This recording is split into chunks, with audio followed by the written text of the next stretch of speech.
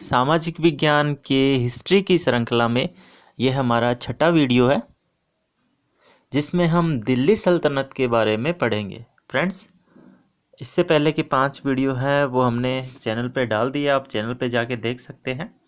तो आज का हमारा टॉपिक है वो है दिल्ली सल्तनत। हम इसमें दिल्ली सल्तनत भी पढ़ेंगे, दिल्ली सल्तनत के हमारे राजपूतों के साथ या फिर राजस्थान के साथ संबंध भी पढ़ेंगे और उनकी प्रशासनिक व्यवस्था भी पढ़ेंगे। इसमें हालांकि मोस्ट क्वेश्चन है वो चुने गए हैं। तो चलिए स्टार्ट करते हैं। सबसे पहला प्रश्न है, सल्तनत दिल्ली सल्तनत का वंश सुमेलित नहीं है। मामूलक वंश 1206 से 1290, खिलजी वंश 1290 से 1320, तुगलक वंश 1320 से 1214 और सैयद वंश 1414। तुगलक वंश है वो 1320 से 1412 और सैयद वंश है वो 14 से 1506। तो फ्रेंड्स, इसमें सारे सुमेलित है, लेकिन जो सैयद वंश है वो सुमेलित नहीं है, क्योंकि सैयद वंश है वो 1414 से लेकर 1451 ईस्वी तक है। फिर 1451 से 1526 तक जो पांचवा वंश है लोधी वंश, वो लोधी वंश आ जाता है। हालांकि दिल्ली सल्तनत 1526 तक रही है, लेकिन इसमें जो लास्ट 1451 से 1526 तक है वो लोधी वंश आता है। उसी लोधी के इब्राहिम लोधी को हराकर है वो मुगल वंश की स्थापना की थी बाबर ने। तो चलिए नेक्स्ट पर्सन की तरफ चलते हैं। ऐबक ने दिल्ली में निर्माण करवाया था, यानी ऐबक ने दिल्ली में किसका निर्माण कराया था? कुवत उल इस्लाम, कुतुब मीनार, 2.5 दिन का झोपड़ा और ए एवं ब। तो फ्रेंड्स, 2.5 दिन का झोपड़ा है वो अजमेर के अंदर है, ऐसा हम जानते ही हैं। जो 2.5 दिन का झोपड़ा है वो विग्रह राज चतुर्थ द्वारा बनाई गई एक संस्कृत पाठशाला थी, जिसे तुड़वाकर 2.5 दिन का झोपड़ा बनाया गया था। बाकी कुव्वत उल इस्लाम और कुतुब मीनार दोनों ही दिल्ली में है, जिसका निर्माण कुतुबुद्दीन ऐबक ने करवाया था। नेक्स्ट पर्सन है, किस शासक की सेना इस्म ए कल्ब और कल्ब ए सुल्तानी के नाम से जानी जाती थी? ये सेनाओं के नाम हैं, आपको बताना है किसकी जानी थी। कुतुबुद्दीन ऐबक की, इल्तुतमिश की, बलबन की या नसीरुद्दीन महमूद की? तो इल्तुतमिश की जो सेना है वह इस्म ए कल्ब और क्लब ए सुल्तानी के नाम से जानी जाती थी। इनमें जो पद है उन पद की स्वीकृति है वो खलीफा से प्राप्त होती थी। नेक्स्ट है, 1249 में किसने बलबन को उलुग खां की उपाधि दी थी? बलबन को उलुग खां की उपाधि है वो किसने दी थी? ये प्रश्न काफ़ी इंपॉर्टेंट है, मैं आपको बताऊंगा इसको बारे में आगे भी। तो अलाउद्दीन महमूद शाह है, मुइजुद्दीन बहराम शाह है, शमसुद्दीन क्यूमर्स और नसीरुद्दीन महमूद। तो फ्रेंड्स, इसका उत्तर होगा नसीरुद्दीन महमूद ने उपाधि दी थी उलुग खां की और नायब ए मामलिकात का पद दिया था, और पद देकर पूरा का पूरा शासन है वो ही जो है वो बलबन को दे दिया था, सर्वोच्च अधिकारी बना दिया था, सारा शासन बलबन को दे दिया था। तो ये हमें ध्यान में रखना है। इसमें नसीरुद्दीन महमूद ने उलुग खां की उपाधि देकर अपना पूरा शासन है वो बलबन को दे दिया था। नेक्स्ट है, बलबन ने अपना मकबरा कहाँ बनवाया? इन बलबन ने खुद अपना मकबरा बना दिया था दिल्ली, केकूबाद, तुर्की और कैथल। इनमें से कहाँ बनाया था? तो दिल्ली के अंदर। बलबन ने दिल्ली के अंदर अपना मकबरा बनवाया था। यह शुद्ध इस्लामी शैली का, याद रखना है, शुद्ध इस्लामी शैली का पहला मकबरा है भारत का। तो ये नेक्स्ट ध्यान रखना है। नेक्स्ट फ्रेंड्स, हमारे जो ये सीरीज चल रही है जिसमें 9 टॉपिक है, ये जैसे हमारा जो छठा टॉपिक चल रहा है, तो ऐसे टोटल 9 टॉपिक है। यदि इन 9 टॉपिक के जो आप PDF प्राप्त करना चाहते हैं तो आप जो डिस्क्रिप्शन में दिए गए नंबर है वहाँ पर जाकर व्हाट्सअप मैसेज कर आप PDF प्राप्त कर सकते हैं, जिसमें आपको पेपर मिलेगा, यानी कि प्रश्न मिलेंगे, और दूसरी PDF के अंदर वो प्रश्न तो मिलेंगे ही, साथ में डिस्क्रिप्शन के साथ उत्तर मिलेंगे। लगभग 500 प्लस क्वेश्चन है वो इसके अंदर है जो पूरे टॉपिक को क्लियर करते हैं। जैसे कि मैं यहाँ पर बता रहा हूँ, दिल्ली सल्तनत है, उस दिल्ली सल्तनत के लगभग इसमें हम 25 मोस्ट पर्सन डाल रहे हैं, लेकिन हम 50-60 प्रश्नों का मैटर है क्लियर कर लेते हैं। वैसे ही वहाँ दिल्ली सल्तनत के लगभग 100 क्वेश्चन है। तो जितना बड़ा टॉपिक है, जैसे सिंधु घाटी, वैदिक संस्कृति, बौद्ध, जैन धर्म, महाजनपद, इनके जो है 30, किसी के 30 क्वेश्चन है, महाजनपद के थोड़े कम है, मौर्य साम्राज्य के 50 क्वेश्चन है, दिल्ली सल्तनत, मुगल साम्राज्य, राष्ट्रीय आंदोलन के लगभग 100 क्वेश्चन के करीब है। तो ये PDF आपको मिलेगी केवल 49 रुपीज़ में। तो आप है वो व्हाट्सअप पर मैसेज करके है ये सूचना प्राप्त कर सकते हैं, PDF प्राप्त कर सकते हैं। अन्यथा यहाँ पर मैं सभी जो टॉपिक है जो 9 के 9 है वहाँ पर इसके जो टेस्ट है वो डालूंगा ही। इसके बाद आगे भी देखेंगे हम अन्य सब्जेक्ट का। पहला नायब ए मामलिकात कौन था? सर्वोच्च पद था जो अभी हमने बात की थी, बलबन को दिया था नसरुद्दीन शाह ने।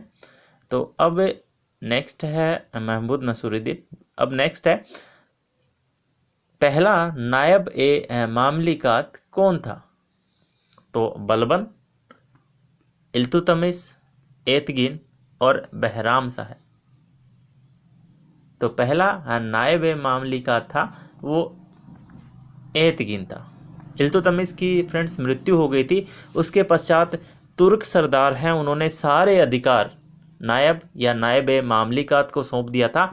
पहला नायब ए मामलिकात जो मामलिकात है वो एतगिन बना था। नेक्स्ट है खिलजी वंश के प्रति, जो खिलजी वंश है के प्रति किस शासक के अनुसार, खिलजी वंश है उसके किस शासक के अनुसार शासन हेतु हिंदुओं के प्रति उदार व सहिष्णु होना आवश्यक है? क्योंकि भारत है वो हिंदुओं का देश था, उसमें हिंदू जब आए थे, लेकिन यदि वहाँ पर शासन करना था तो उनके प्रति उदार रहना आवश्यक था। ऐसा किसने कहा था? जलालुद्दीन खिलजी, अलाउद्दीन खिलजी, मुबारक शाह खिलजी या खुसरो शाह है? आपको बताना है कि किसने ऐसा कहा था। तो जलालुद्दीन खिलजी ने ऐसा कहा था। जलालुद्दीन खिलजी है, जब उसका राज्याभिषेक हुआ था उस राज्याभिषेक के दौरान है उन्होंने ऐसा कहा था। जलालुद्दीन खिलजी के बाद शासक बना था वो अलाउद्दीन था, जो कि काफ़ी कट्टर था और इसने जलालुद्दीन की हत्या करवा के ही शासन है वो प्राप्त किया था। ये जलालुद्दीन का जो है वो दामाद भी था और वैसे सेवक भी था। नेक्स्ट है रणथंभौर विजय के समय अलाउद्दीन का कौन सा सेनापति मारा गया? यानी रणथंभौर विजय के समय अलाउद्दीन का कौन सा सेनापति मारा गया था?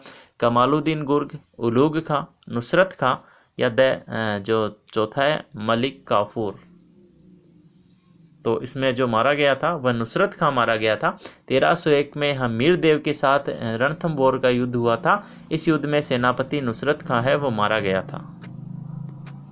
नेक्स्ट है खिलजी शासन में सुल्तान की भूमि को क्या कहा जाता है? यानी सुल्तान की भूमि है जिस पर कोई कृषि करता है तो उसे क्या कहा जाता है?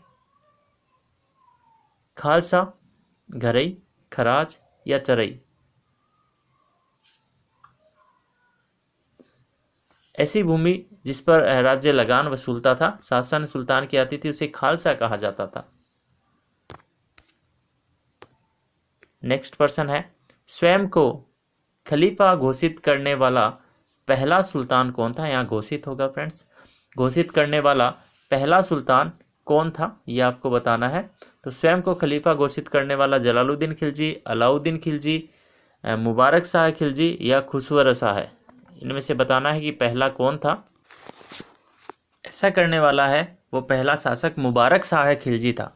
यानी मुबारक शाह खिलजी ने सर्वप्रथम स्वयं को सुल्तान घोषित किया था। नेक्स्ट पर्सन है राय रायन की उपाधि किसे प्राप्त हुई थी? राय रायन की उपाधि किसे प्राप्त हुई थी? रामचंद्र देव, प्रताप रुद्र देव, वीर पांडे और शंकर देव? तो इसका उत्तर होगा रामचंद्र देव है, उसे राय रायन की उपाधि दी गई थी। याद रखना है ये आपको उत्तर है, वो राय रायन की उपाधि है वो दी गई थी। देने वाला था जो खिज्र खां है, उसके कारण है ये उपाधि अलाउद्दीन ने इसको दी थी। नेक्स्ट तुगलक वंश के किस शासक ने सिक्कों पर जिल-ए-इला है अंकित करवाया था? जिल-ए-इला है किसने अंकित करवाया था?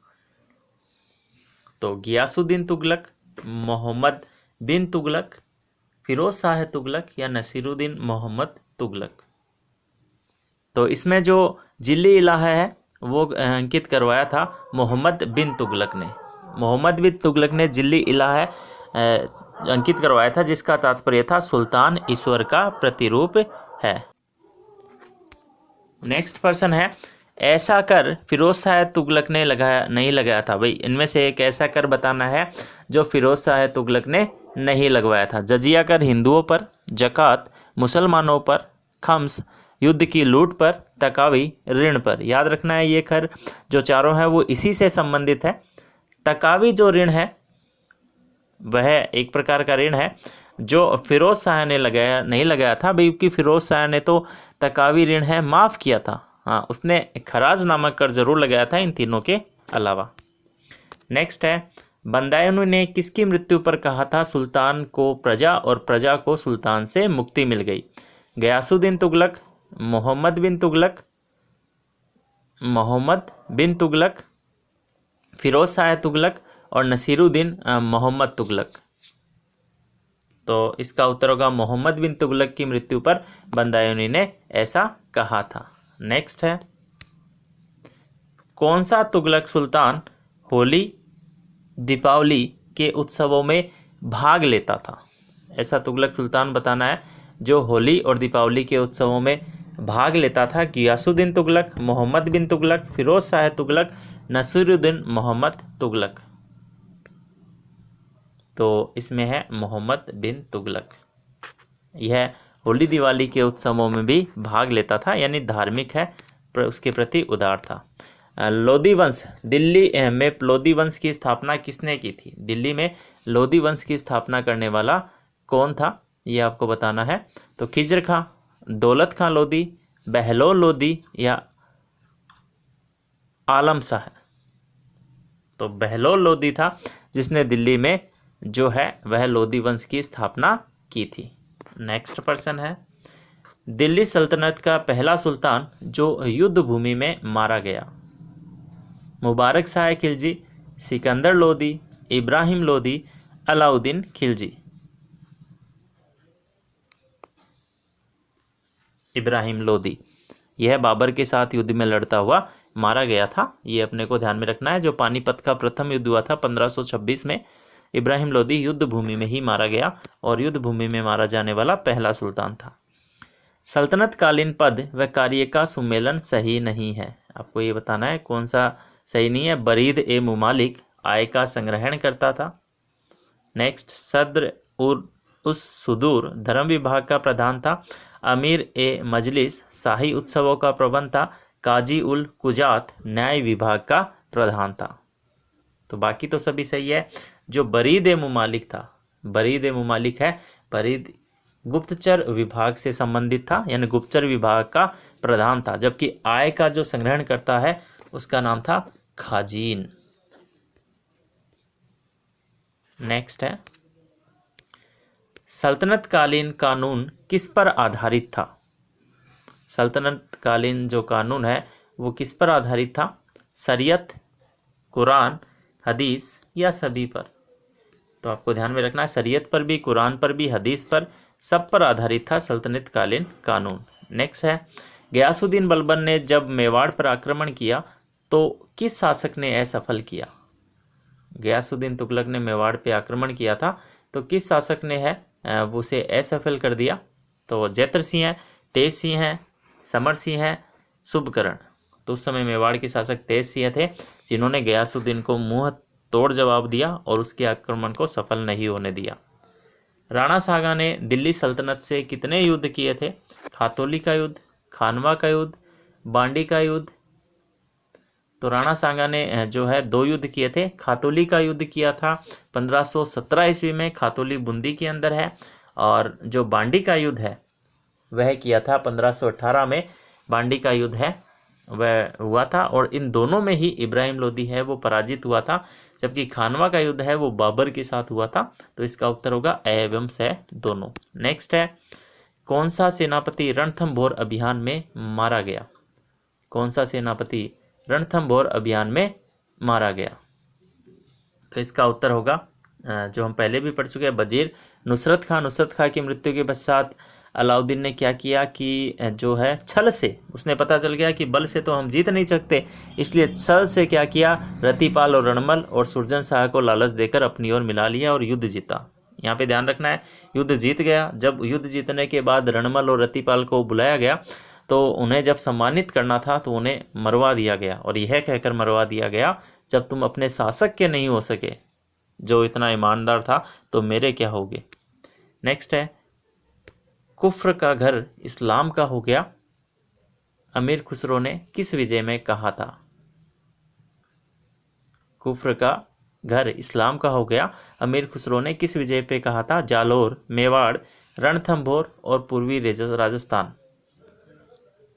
रणथंभौर, इसका उत्तर होगा रणथंभौर, हमें याद रखना है। नेक्स्ट है, अलाउद्दीन ने जालोर दुर्ग जलालाबाद में कौन सी मस्जिद बनाई थी? भाई जालोर दुर्ग है उसने जीतकर इसका नाम जलालाबाद रख दिया था। तो अला मस्जिद, तोप मस्जिद, दहिया मस्जिद या मस्जिद जलाल?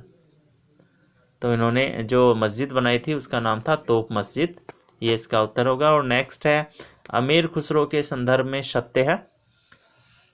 अमीर खुसरो है उसके संदर्भ में सत्य बताना है। उसका नाम अब्दुल हसन यामीनुद्दीन खुसरा था।